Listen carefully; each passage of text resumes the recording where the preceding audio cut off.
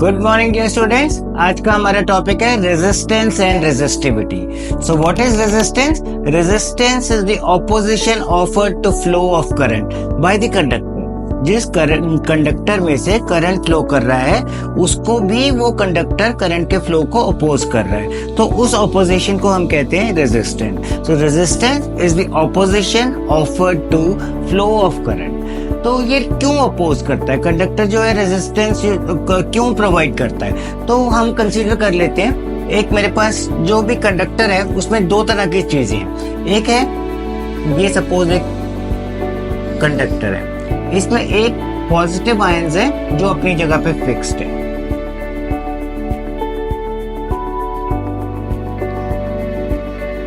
दूसरे randomly moving electrons है जो रैंडमली इधर उधर मूव कर रहे हैं। इस कंडक्टर को मैंने एक बैटरी के साथ कनेक्ट कर दिया।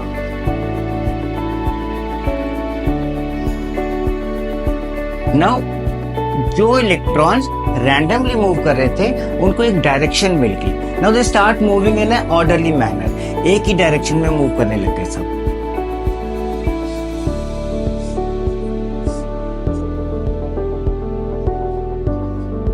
तो इसीलिए करंट को हम कई बार ऑर्डरली मोशन ऑफ चार्जेस भी कहते हैं। लेकिन जब ये मूव करेंगे तो इनकी ये पॉजिटिव आयन जो फिक्स्ड है अपनी जगह पे, उनके साथ टक्कर होगी तो उनकी स्पीड कम होगी, फिर से स्पीड पकड़ेंगे, नेक्स्ट पॉजिटिव आयन के साथ टक्कर होगी, फिर से स्पीड कम हुई। तो इसका मतलब है कि ये जो कंडक्टर है करंट के फ्लो को अपोज कर रहा है, एंड इस ऑपोजिशन को हम रेजिस्टेंस कहते हैं। And the average speed with which electrons move from one end to another end is called drift speed। तो यहाँ पे हम definitions लिख लेते हैं। पहले हम लिखते हैं रेजिस्टेंस की। Resistance denoted by R is the opposition offered to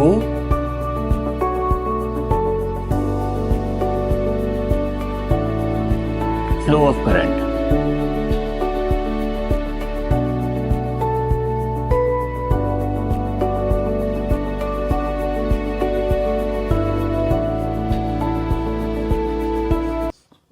और यूनिट क्या है इसके? Unit is ohm, OHM, ohm, और ये इसका सिंबल है।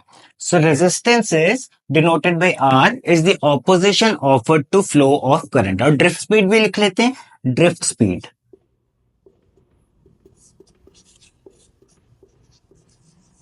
The average speed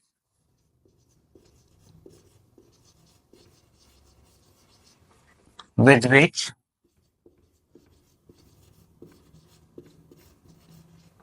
electrons move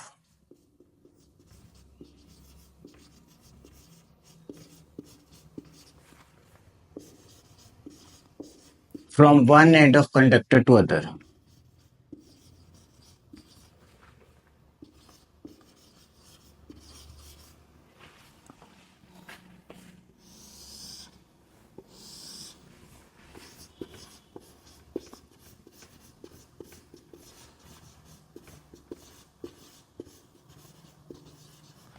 अब यहां से ऑब्वियस है कि जितना लंबा ये कंडक्टर होगा उतनी ज्यादा इसकी टक्करें होंगी और उतना ज्यादा इसे ऑपोजिशन मिलेगा। तो इसका मतलब है कि resistance is directly proportional to length. जितनी ज्यादा लेंथ होगी उतना ज्यादा उससे रेजिस्टेंस मिलेगा। और अगर मैं इसको थोड़ा सा इसका एरिया इंक्रीज कर दूं तो electrons get more space to move around. तो इसका मतलब resistance is inversely proportional to area. तो इन दोनों को कंबाइन करके मेरे पास आया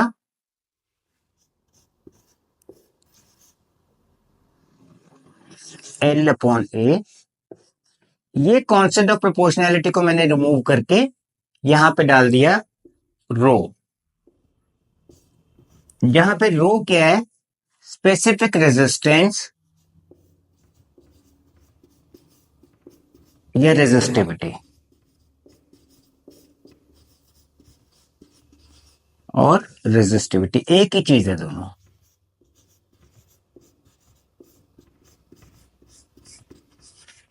अब नाम से पता चल रहा है स्पेसिफिक रेजिस्टेंस, मतलब resistance offered by some specific material. तो जो स्पेसिफिक रेजिस्टेंस है, it does not, unlike resistance, it does not depend on length and area, वो मटेरियल पे डिपेंड करता है। टंगस्टन की हाई रेजिस्टिविटी है, एल्यूमिनियम की लो रेजिस्टिविटी है, कॉपर की लो रेजिस्टिविटी है, लेकिन जो रेजिस्टेंस है it depends on length and area. तो यहां से मैं रेजिस्टिविटी की डेफिनेशन, यूनिट्स निकाल लेता हूं। तो चलो यहां पे R is equal to rho L upon A, तो इसको मैं लिख लेता हूं rho is equal to R into A upon L. Suppose मेरे पास एक ऐसा कंडक्टर है जिसका एरिया 1 मीटर स्क्वायर है और जिसकी लेंथ भी 1 मीटर है, इज इक्वल टू R। तो इसका मतलब रेजिस्टिविटी क्या हुई? Resistivity is resistance offered bye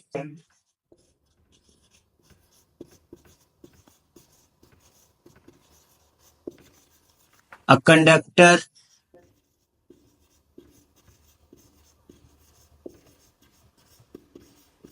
of unit length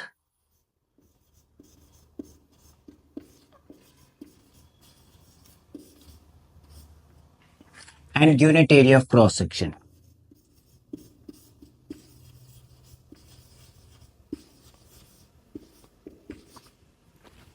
और इसकी यूनिट क्या होगी? रेजिस्टेंस की यूनिट है ओम, एरिया की मीटर स्क्वायर, लेंथ की मीटर, 1 मीटर मीटर कट गया, ओम मीटर।